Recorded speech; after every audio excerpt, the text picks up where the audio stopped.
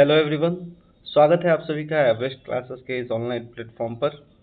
और एक बार फिर से हम लोग जुड़ रहे हैं एक बेहतरीन ऑब्जेक्टिव क्वेश्चंस की सीरीज के साथ, जिसका नाम है human I and colourful world. तो ये इस सीरीज का पार्ट 1 है। पार्ट 1 में हम बेहतरीन 30 क्वेश्चंस के बारे में इस बार डिस्कस करेंगे। और जिस भी स्टूडेंट ने इसके पहले के वीडियोस नहीं देखे हैं वो डिस्क्रिप्शन बॉक्स में जा करके आगे के वीडियोस देख सकते हैं। चलिए बिना देर किए स्टार्ट करते हैं सेशन को। लेते हैं आज का पहला क्वेश्चन। तो हमारा पहला प्रश्न है, मानव नेत्र के किस भाग पर किसी वस्तु का प्रतिबिंब बनता है? तो वह कौन सा हिस्सा है जहां पर मानव नेत्र का जहां पर प्रतिबिंब बनता है? ऑप्शन ए है कॉर्निया, बी है परितारिका, सी है पुतली और डी है रेटिना। तो इसका राइट आंसर हो जाएगा ऑप्शन डी, रेटिना, या इसी को क्या बोलते हैं, दृष्टिपटल।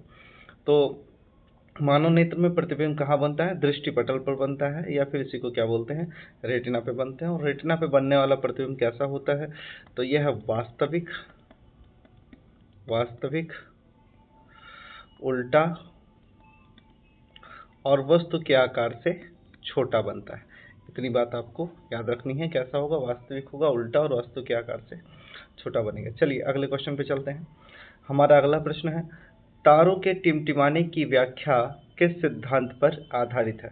तो तारों के टिमटिमाने की व्याख्या कौन सा सिद्धांत करता है? ऑप्शन ए है आपका अपवर्तन के सिद्धांत, ऑप्शन बी है प्रकीर्णन के सिद्धांत, ऑप्शन सी है वर्ण विक्षेपण के सिद्धांत, ऑप्शन डी है इनमें से कोई नहीं। तो राइट आंसर हो जाएगा ऑप्शन ए, अपवर्तन के सिद्धांत। वायुमंडलीय अपवर्तन की घटना के कारण क्या होता है कि तारे हमें टिमटिमाते हुए दिखाई देते हैं। चलिए चलते हैं अगले क्वेश्चन पर। हमारा अगला प्रश्न है, नेत्र लेंस की फोकस दूरी अधिक हो जाने से कौन सा दृष्टिदोष होता है? अगर नेत्र लेंस की फोकस दूरी अधिक हो जाएगी तो जो प्रतिबिंब रेटिना पे बनना था वो रेटिना पे ना बन करके रेटिना की ओर पीछे बनता है। तो आइए देखते हैं इस क्वेश्चन में क्या क्या ऑप्शन है। ऑप्शन ए है निकट दृष्टि दोष, बी है दूर दृष्टि दोष, सी है जरा दृष्टि दोष और डी है इनमें से कोई नहीं।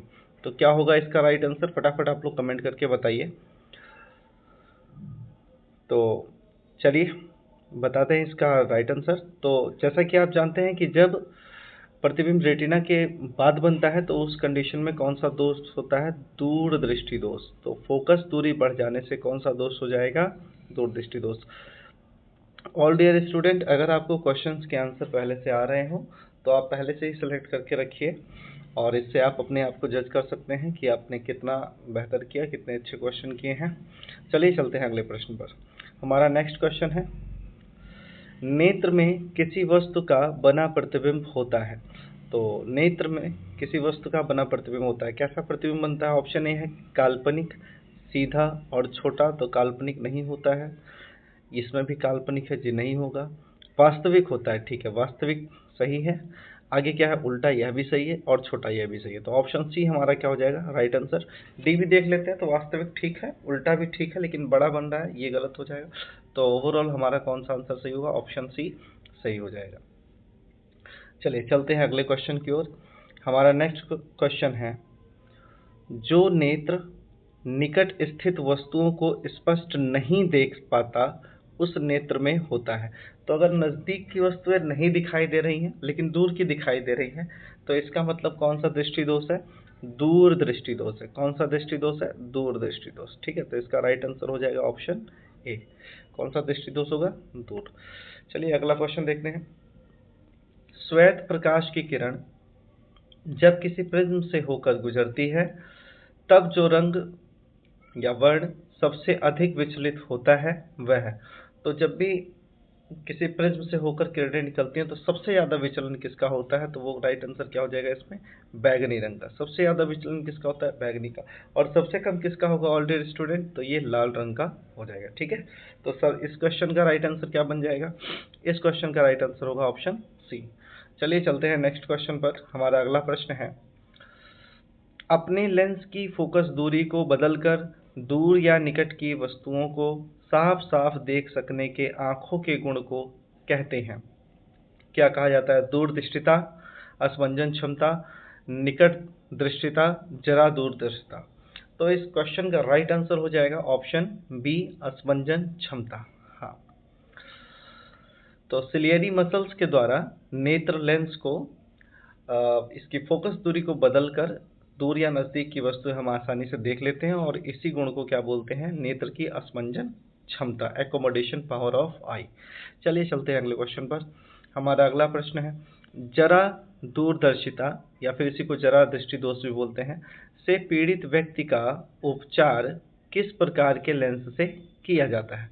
तो जिसको जरा दृष्टि दोष हुआ होगा उसका उपचार अब किससे करेंगे? तो ऑप्शन दिया गया है अवतल लेंस, बाइफोकल लेंस, अपसारी लेंस, अभिसारी लेंस। तो इस क्वेश्चन का राइट आंसर बन जाएगा बाइफोकल लेंस। बाइफोकल लेंस क्या होता है? तो बाइफोकल लेंस एक ऐसा लेंस होता है कि जिसमें दो प्रकार के लेंस का यूज़ किया जाता है। जैसे इस तरीके के शीशे होते हैं, ऐसे चश्मे के इस तरीके से। तो उस कंडीशन में क्या होता है, ये मान लीजिए चश्मा है, और इस चश्मे में फिर ऐसे दो लेंस होंगे, एक यहाँ पर होगा इस एरिया में, और एक ऊपर वाले एरिया में यहाँ पर होगा। इस एरिया में एक होता है, यहाँ पर होगा, और एक लेंस कहाँ लगा होता है? इस एरिया में लेंस होता है। तो यहाँ पर जो लेंस होता है यह निकट की वस्तुओं को देखने के लिए होता है। यहाँ पर उत्तल लेंस होता है ना? कौन सा लेंस होगा? उत्तल लेंस। और ऊपर कौन सा लेंस लगा रहता है? अवतल लेंस लगा रहता है। ठीक है, तो इसी लेंस को हम क्या बोल देते हैं? बाइफोकल लेंस, है ना, या द्विफोकसी लेंस के नाम से भी इसको जानते हैं। चलिए चलते हैं अगले क्वेश्चन पर। हमारा अगला प्रश्न है, एक स्वस्थ मानव नेत्र के लिए निकट तथा दूर बिंदु क्रमशः होते हैं। तो स्वस्थ नेत्र के लिए निकट का और दूर का कितना बिंदु होता है? ठीक है, तो निकट का जो बिंदु होता है ये तो होता है, हम जानते हैं कितना होता है, 25 सेंटीमीटर। और दूर का जो होता है कितना होता है? ये इनफाइनाइट होता है अगर स्वस्थ है नेत्र तो। चलिए देखते हैं कौन सा ऑप्शन मैच कर रहा है। ऑप्शन ए है 0 तथा 25 गलत हो जाएगा। ऑप्शन बी है 0 और अनंत, ये भी गलत हो जाएगा। ऑप्शन सी है 25 सेंटीमीटर और 250 सेंटीमीटर, ये भी गलत हो जाएगा। ऑप्शन डी आपका राइट आंसर होगा, 25 सेंटीमीटर और अनंत। चलिए चलते हैं अगले क्वेश्चन पर। तो हमारा अगला प्रश्न है, विभिन्न दूरियों पर वस्तुओं के प्रतिबिंब को फोकस करने के लिए आंखों के लेंस की फोकस दूरी परिवर्तित होती है। जी हाँ, बिल्कुल सही बात है, अलग अलग दूरियों के लिए लेंस की फोकस दूरी परिवर्तित होगी। यह करेगा कौन? तो ऑप्शन ए है पुतली द्वारा, जी नहीं। रेटिना द्वारा, बिल्कुल नहीं। ऑप्शन सी है सिलेरी पेशियों द्वारा, जी हाँ, बिल्कुल राइट आंसर हो जाएगा। सिलेरी पेशियां ही क्या करती हैं? लेंस की जो फोकस दूरी होती है उसको घटाने या फिर बढ़ाने का कार्य करती हैं। ठीक है, चलिए चलते हैं अगले क्वेश्चन पर। हमारा अगला प्रश्न है, जो नेत्र दूर स्थित वस्तुओं को स्पष्ट नहीं देख पाता उस नेत्र में होता है। अब ऐसे नेत्र होते हैं जो दूर रखी वस्तुओं को स्पष्ट नहीं देख पाएंगे, तो इसका मतलब उनमें कौन सा दोष हो गया है? दूर की चीज़ें अगर ना दिखाई दें तो भाई समझ लेना कौन सा है? निकट दृष्टि दोष है। और अगर नज़दीक की ही चीज़ें ना दिखाई दें तब कौन सा दोष हो जाएगा? तो दूर दृष्टि दोष होगा। ठीक है, ये दोनों अपोजिट होता है। तो इस क्वेश्चन का राइट आंसर हो जाएगा निकट दृष्टि दोष। ऑप्शन बी इसका राइट आंसर बन जाएगा। चलते हैं अगले क्वेश्चन पर। किस दृष्टि दोष में किसी वस्तु का प्रतिबिंब रेटिना के आगे बनता है? ठीक है, अब सपोज दैट कि ये है ह्यूमन आई, एक रफ डायग्राम बना रहा हूँ मैं, और ये वाला हिस्सा है आपका, ये वाला रेटिना का, ठीक है, और यहाँ पर लगा हुआ है लेंस। ठीक, अब इस कंडीशन में जो प्रतिबिंब बनता है, जो किरणें आती हैं, वो अगर इस तरीके से आकर के रेटिना के पहले मिल जाए, रेटिना पे ना मिल के रेटिना के पहले मिल जाए, तो इस कंडीशन में कौन सा दोष होता है? तो इसको बोला जाता है निकट दृष्टि दोष। क्या बोलेंगे? निकट दृष्टि दोष। अगर यही घटना होती है कि ऐसे किरण जाके रेटिना के पीछे मिले, यहाँ पर कहीं पर, तो इस कंडीशन में जो दोष होता है वो कौन सा हो जाता है? दूरदृष्टि दोष हो जाता है। ठीक है, तो इस क्वेश्चन का राइट आंसर क्या बन जाएगा? ऑप्शन ए, निकट दृष्टि दोष। अगला प्रश्न है, नेत्र की स्पंजन क्षमता कम हो जाने से उत्पन्न होता है। तो नेत्र की अगर स्पंजन क्षमता कम हो जाए तो कौन सा दृष्टि दोष उत्पन्न हो जाएगा? तो स्पंजन क्षमता कम होगी तो ना तो फोकस को घटा पाएगा और ना ही बढ़ा पाएगा। इससे जो दोष उत्पन्न होता है इसको कहा जाता है जरा दृष्टि दोष। क्या बोलेंगे इसको? जरा दृष्टि दोष। ठीक है, तो इसका राइट आंसर क्या हो जाएगा? ऑप्शन सी, जरा दृष्टि दोष। चलते हैं अगले क्वेश्चन पर। चंद्रमा पर खड़े अंतरिक्ष यात्री को आकाश प्रतीत होता है। तो ये बहुत अच्छा प्रश्न है, कॉम्पिटिटिव एग्जाम में कई बार पूछा गया है। वैसे तो आकाश का जो रंग है, आकाश का रंग वो कैसा होता है? तो ये नीला दिखाई देता है पृथ्वी से देखने पर, लेकिन जब आप पृथ्वी से बाहर जाते हैं तो चूंकि निर्वात में कोई भी पार्टिकल नहीं होता है, तो वहां से प्रकाश की सारी किरणें सीधा निकल जाती हैं, इसीलिए क्या होता है कि आकाश का रंग कैसा दिखाई देता है? काला दिखाई देता है। कैसा? काला। तो ये आप याद रखिएगा कि अंतरिक्ष यात्रियों को, किसको? अंतरिक्ष यात्रियों को रंग कैसा दिखाई देगा आकाश का? काला दिखाई देगा। लेकिन यदि आप पृथ्वी पर हैं, यदि आप पृथ्वी से बाहर नहीं गए हैं, तो आकाश का रंग कैसा होता है? नीला होता है। ठीक है, चलिए चलते हैं आगे। हमारा अगला क्वेश्चन है, श्वेत रंग कितने रंगों से के मेल से बना है? कितने रंगों के मेल से बना हुआ है? ठीक है, तो व्हाइट कलर जो होता है ये सातों रंगों के मिल जाने से बनता है। जब सातों कलर मिक्स हो जाएंगे तब हम ऐसे कलर को देखते हैं। आपने हाई स्कूल में कलर डिस्क के बारे में पढ़ा होगा। कलर डिस्क, जब इस डिस्क को घुमाया जाता है तो आप देखेंगे, ऑब्जर्व करेंगे कि बिल्कुल ये व्हाइट दिखाई देती है ना। और वैसे इसमें कितने रंग होते हैं? 7 रंग। तो इस क्वेश्चन का राइट आंसर होने वाला है ऑप्शन डी, 7 रंग। ठीक है, श्वेत रंग कितने रंगों के मेल से बनता है? तो ये 7 रंगों के मेल से बना हुआ होता है। चलते हैं अगले क्वेश्चन पर। हमारा नेक्स्ट क्वेश्चन है, दृश्य प्रकाश में किस वर्ण का तरंगदैर्घ्य अधिकतम होता है? वेवलेंथ सबसे ज्यादा किसकी होती है? तरंगदैर्घ्य सबसे ज्यादा किसकी होती है विजिबल रे में? तो इसका राइट आंसर हो जाएगा ऑप्शन बी, क्या? लाल रंग। लाल रंग की वेवलेंथ सबसे ज्यादा होती है और बैगनी रंग की वेवलेंथ क्या होती है? सबसे कम होती है। लाल रंग की वेवलेंथ कितनी होती है? तो ये लगभग होती है 7800 एंगस्ट्रॉम। ठीक है, और वहीं जो बैगनी रंग की तरंगदैर्घ्य होती है कितनी होती है? 3900 एंगस्ट्रॉम। ठीक है, तो इस बात पे भी आपको ध्यान देना है। ठीक है, सबसे कम किसका होगा? बैगनी रंग का, और सबसे ज्यादा किसकी? लाल रंग की। ठीक है, कई बार एग्जाम में इसको एनएम में भी पूछा गया है, तो ये याद रखिए, ये लगभग 700 एनएम होता है और ये लगभग 400 एनएम होता है। ये याद रखिएगा, ये 400 नैनोमीटर और ये कितना? 700 नैनोमीटर। ठीक है, नैनोमीटर में अगर पूछा जाए तो 700 नैनोमीटर, 400 नैनोमीटर। अगर एंगस्ट्राम में पूछा जाता है तो 3900 एंगस्ट्राम और 7800 एंगस्ट्राम इनकी वेवलेंथ होती है। ठीक है, चलिए चलते हैं अगले क्वेश्चन पर। हमारा नेक्स्ट क्वेश्चन है, इंद्रधनुष का बनना किस परिघटना पर आधारित है? तो प्रकाश का परावर्तन, जी हाँ, परावर्तन भी होता है। प्रकाश का अपवर्तन, यह भी होता है। प्रकाश का वर्ण विक्षेपण, यह भी होता है। और पूर्ण आंतरिक परावर्तन, एक घटना इसमें नहीं लिखी है, कौन सी? पूर्ण आंतरिक परावर्तन, यह भी घटना होती है। ठीक है, तो प्रकाश का परावर्तन, अपवर्तन, पूर्णांतरिक परावर्तन, वर्ण विक्षेपण, इन सभी घटनाओं के फलस्वरूप किसका निर्माण होता है? इंद्रधनुष का। तो इस क्वेश्चन का राइट आंसर क्या हो जाएगा? ऑप्शन डी, इनमें से सभी। चलते हैं अगले क्वेश्चन पर। हमारा नेक्स्ट क्वेश्चन है, जो नेत्र निकट स्थित वस्तुओं को साफ नहीं देख सकता उस नेत्र में होता है। अब नजदीक की वस्तुएं साफ नहीं दिखाई दे रही हैं लेकिन दूर की वस्तुएं साफ दिखाई दे रही हैं, तो इस कंडीशन में जो दोष होता है नेत्र में, उसको कहा जाता है दूरदृष्टि दोष। कौन सा? दूरदृष्टि दोष। जब नजदीक की चीजें ना दिखाई दे तो दूरदृष्टि दोष होगा, और जब दूर की चीजें ना दिखाई दे तो निकट दृष्टि दोष हो जाएगा। ठीक है, चलिए चलते हैं अगले क्वेश्चन पे। किसी कोलाइडी विलयन में निलंबित के कणों से प्रकाश के प्रकीर्णन को कहा जाता है? तो इसको कहा जाता है टिंडल प्रभाव। क्या बोलते हैं? टिंडल प्रभाव। ठीक है, आपने देखा होगा कि जब किसी संकीर्ण छिद्र से ऐसे प्रकाश आता है तो वो एक शंक्वाकार शेप बना लेता है। ठीक है, शंक्वाकार शेप बना लेता है, जिसमें जो मीडियम के कण होते हैं ये विजिबल होते हैं, चमकते हुए आपको दिखाई देते हैं, उससे प्रकाश प्रकीर्णित होता रहता है। ठीक, तो इस घटना को हम क्या बोलते हैं? इसको हम बोलते हैं टिंडल प्रभाव। चलते हैं अगले क्वेश्चन पर। हमारा नेक्स्ट क्वेश्चन है, सामान्य मानव के नेत्र का दूर का बिंदु होता है। ठीक है, तो सामान्य मनुष्य जो है उसके नेत्र का जो दूर का बिंदु होता है वो कहाँ होता है? अनंत पर होता है, इनफाइनाइट पे होता है।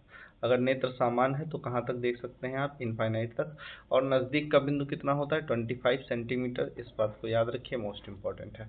चलिए चलते हैं अगले क्वेश्चन पर। हमारा नेक्स्ट क्वेश्चन है, निकट दृष्टि दोष वाले व्यक्ति के चश्मे में होता है। तो जाहिर सी बात है ये लेंस की बात कर रहा है, तो जिसको निकट दृष्टि दोष हुआ होगा उसके लिए अगर चश्मा बनवाया जाए तो वो किसका बनता है? अवतल लेंस का। किसका? अवतल लेंस के चश्मे की उसको आवश्यकता होती है। उपयुक्त फोकस दूरी के अवतल लेंस का चश्मा लगा के निकट दृष्टि दोष का निवारण किया जा सकता है। चलते हैं अगले प्रश्न पर। हमारा अगला प्रश्न है, मानव नेत्र में उपस्थित लेंस है। तो मानव नेत्र में जो लेंस होता है क्या होता है? ऑलरेडी जो आंख में लगा हुआ होता है वो कौन सा लेंस होता है? तो इसका राइट आंसर हो जाएगा उत्तल लेंस हो जाएगा। कौन सा? उत्तल लेंस। तो मानव नेत्र में उत्तल लेंस लगा होता है ऑलरेडी। ठीक है, चलते हैं नेक्स्ट क्वेश्चन पर। हमारा अगला प्रश्न है, निम्न में से किस दृष्टि दोष में नेत्र का क्रिस्टलीय लेंस धुंधला अपारदर्शी हो जाता है? ठीक है, तो इसको कहा जाता है जरा दृष्टि दोष या फिर जरा दूरदर्शिता। ठीक है, इसमें क्या होता है? ये क्रिस्टलीय और धुंधला हो जाता है। इस कंडीशन में ठोस हो जाता है तो असमंजन क्षमता खो जाती है और इसको क्या बोला जाता है? फिर जरा दृष्टि दोष बोला जाता है। ठीक है, धुंधला होने से मोतियाबिंद भी होता है। धुंधला होने से मोतियाबिंद भी होता है, लेकिन चूंकि मोतियाबिंद जो है वो क्लास 10th के सिलेबस में है नहीं, तो इसीलिए डेफिनेटली आपसे क्वेश्चन किसके बारे में जानना चाहता है? जरा। ये क्रिस्टलीय लेंस धुंधला और अपारदर्शी हो जाता है। ठीक है, तो ये मोतियाबिंद का लक्षण है वैसे, लेकिन ठोस हो जाता है और क्रिस्टलीय हो जाता है। तो इस कंडीशन में ये कैसा यहाँ पर होगा? जरा दृष्टि दोष होगा। ठीक है, और कंपटीशन के स्टूडेंट याद रखेंगे कि ये सिम्टम किसके हैं? मोतियाबिंद के हैं, कि लेंस कैसा हो जाएगा? धुंधला हो जाएगा, अपारदर्शी हो जाएगा, जिससे चीजें बहुत स्पष्ट दिखाई नहीं देंगी। चलते हैं अगले क्वेश्चन पर। स्पेक्ट्रम प्राप्त करने के लिए किसका उपयोग किया जाता है? तो स्पेक्ट्रम क्या है? मतलब प्रकाश की जो किरण आ रही है, इस किरण को प्रिज्म के माध्यम से 7 अलग अलग रंगों में क्या कर दिया जाए? बांट दिया जाए, डिवाइड कर दिया जाए। ठीक है, इसी को क्या कहा जाता है? स्पेक्ट्रम प्राप्त करना। ठीक है, उसके लिए किसका उपयोग किया जाएगा? तो इसके लिए प्रिज्म का उपयोग किया जाता है। ठीक है, चलिए चलते हैं आगे। हमारा अगला प्रश्न है, स्पेक्ट्रम में किस रंग की किरण का विचलन, झुकाव कम होता है? सबसे कम झुकाव किसका होगा? तो जैसे अभी हमने बताया कि एक प्रिज्म है और इस पर जब श्वेत प्रकाश की किरण आती है, इसे पड़ती है, तो पड़ने के बाद ये अपने तरंग दैर्ध्य के अकॉर्डिंग विभिन्न डायरेक्शन में क्या होती है? ये मुड़ जाती हैं, झुक जाती हैं आधार की ओर। ठीक, तो इसमें सबसे कम जो झुकाव होता है ये किसका होता है? लाल रंग की तरंग दैर्ध्य का होता है। ठीक है, क्योंकि इसकी वेवलेंथ क्या होती है? सबसे ज़्यादा होती है, तो सबसे कम झुकाव लाल का होता है। और सबसे ज़्यादा किसका हो जाता है?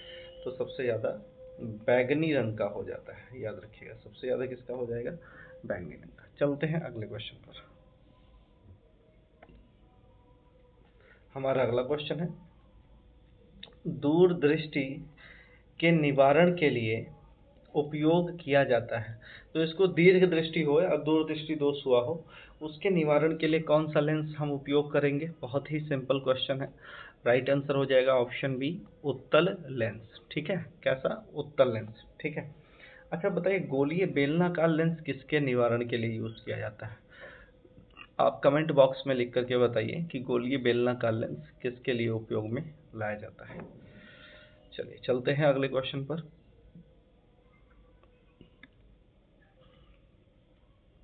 प्रकाश के किस रंग का तरंगदैर्ध्य सबसे कम होता है? तो प्रकाश के किस कलर की वेवलेंथ है ये सबसे कम होती है? तो सबसे कम तरंगदैर्ध्य होती है बैगनी रंग की। ठीक है, सबसे कम तरंगदैर्ध्य किसकी? बैगनी रंग की। कितनी होती है? अभी मैंने बताया है 3900 एंगस्ट्रॉम, ये बात याद रखिएगा।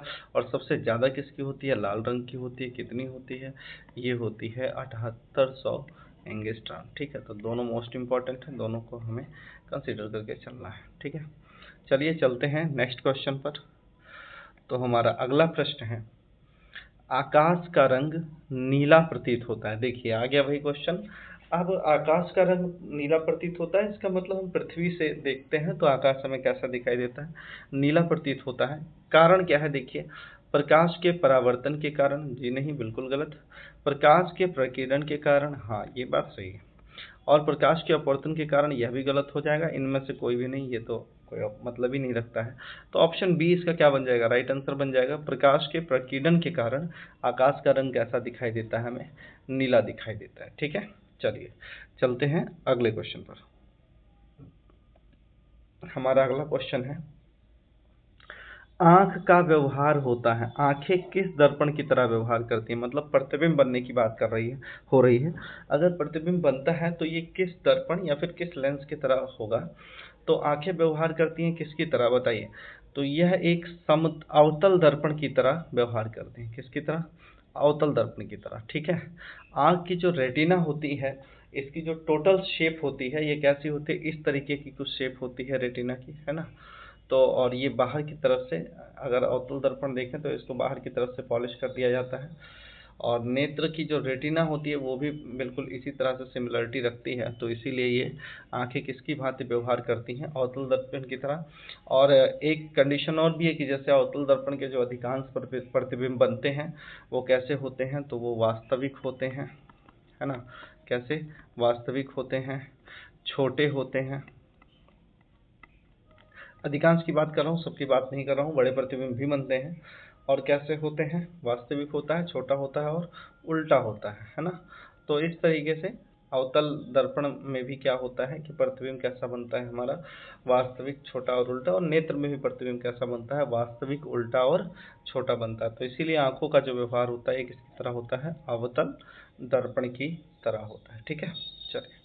तो इस तरीके से ये 30 बेहतरीन क्वेश्चंस की सीरीज थी जिसको हमने डिस्कस किया।